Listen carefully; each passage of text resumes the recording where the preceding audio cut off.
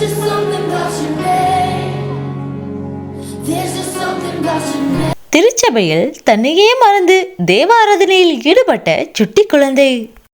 திருச்சபை ஆராதனையில் தன்னையே மறந்து ஆழமாய் தேவனை பாடி ஆராதிக்கும் குழந்தையின் காணொளி ஒன்று இணையத்தில் வெளியாகி பலரது மனங்களையும் கொள்ளை கொள்கிறது. தற்போது நாம் பார்த்து கொண்டிருக்கும் இந்த சுட்டி குழந்தைதான் பாடல்கள் பாடி ஆராதனை நடைபெறும் நேரத்தில் பாடலில் மெய்மறந்து நின்று கர்த்தரை உருக்கமாக தொழுது கொண்டிருக்கிறது.